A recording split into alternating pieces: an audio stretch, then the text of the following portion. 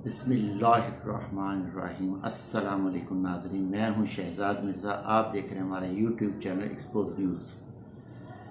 नाज़रीन कराम, जब से इम्पोर्टेड हुकूमत आई है और लाई गई है हैंडलर्स की तरफ से, इनके सहूलतकारों की तरफ से, मुल्क का जो इमेज है, जो इज़्ज़त और वक़ार है, इन्होंने खाक पे मिला दी है। इम्पोर्टेड वज़ीर-ए-आज़म ने कहा था बेकारी की कोई पसंद नहीं होती। वो चाइना ने 2 दिन कबल बता दिया है कि वाकई बेकारियों की कोई कदर नहीं होती। जब बेकारी वो सरबराह बन जाएं तो मुल्क का अल्लाह ही हाफिज़ होता है। उसकी ज़िंदा मिसाल 2 दिन पहले जो कि चाइना में एक कॉन्फ्रेंस मुनक्कद हुई है, high level dialogue in global development countries support to 2023। इसका एजेंडा था कि 2023 तक जो ग्लोबल जो है उनको सपोर्ट करना है, एजेंडा था उनका।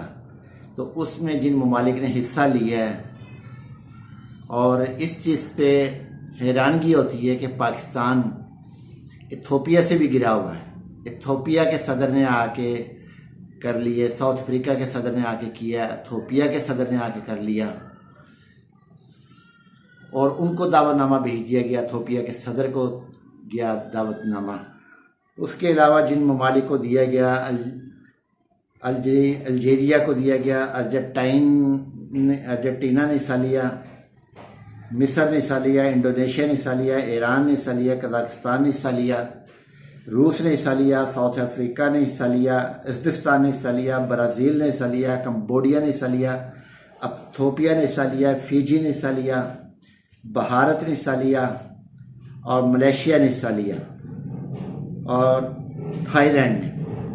ये 16 ममालिक बनते हैं नाज़रीन के जिन्होंने हिस्सा लिया। चीन मेज़बान था और पाकिस्तान को जितना करीब पाकिस्तान की चीन था, जिसकी हज़ारों लाखों नहीं बल्कि खरबों डॉलर जो इन्वेस्टमेंट पाकिस्तान में लगी हुई है उसकी, मगर उसने पाकिस्तान को इन बेकारियों की वजह से और इन सहूलतकारों की वजह से पाकिस्तान को दावत नहीं दी।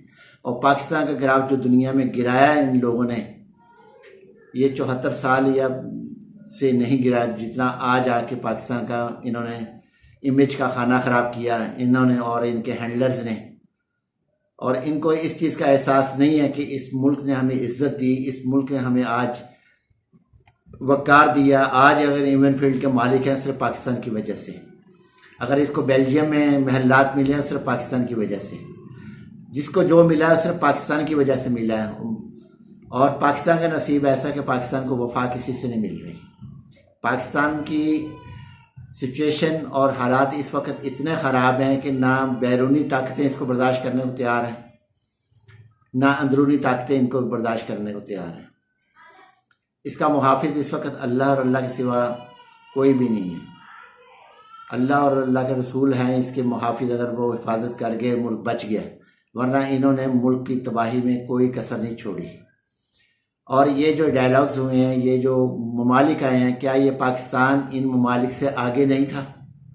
क्या पाकिस्तान दुनिया के जो गुज़िश्ता 2.5 माह पहले पाकिस्तान दुनिया के नक्शे पे और दुनिया में एक नाम अपना कर रहा था और दुनिया में पाकिस्तान के प्रोग्राम्स को अहमियत दी जा रही थी और साबिक़ वज़ीर-ए-आज़म पाकिस्तान की जितनी पॉलिसी थी उसको अहमियत दी जा रही थी। मगर बदकिस्मती से हैंडलर्स ने, अमेरिका ने, अंदरून और बैरूनी मीर जाफ़र और मीर सादिकों ने मिलकर पाकिस्तान का सत्यानाश किया, बेड़ा गर्क करके रख दिया पाकिस्तान का। आज गरीब रोटी के लिए तरस रहा है, अपने खाने के लिए तरस रहा है। ना उसके पास रोटी है, ना कुछ है, ना नौकरी है, ना कोई रोज़गार है, सब तबाह करके रख दिया इन्होंने। अफसोस होता है कि इथियोपिया, कंबोडिया जैसे लोग जो ममालिक जो हैं वो इस में आए हैं, इस कॉन्फ्रेंस में, इसमें डेवलपमेंट में आए, इस डेवलपमेंट कॉन्फ्रेंस में हिस्सा लिया उन लोगों ने। मगर पाकिस्तान जो तरक्की से बहुत तेज़ी से तरक्की कर रहा था, डेवलपमेंट की तरफ निकल रहा था, उसको नहीं बुलाया गया।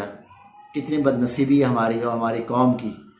और हमारे शर्म आनी चाहिए इन हैंडलर्स को, इन वज़रा को, इस नफ्सियाती मरीज़ को जो वज़ीर-ए-आज़म बना दिया गया, ज़बरदस्ती हम पे ठोसा गया, मुसल्लत किया गया है।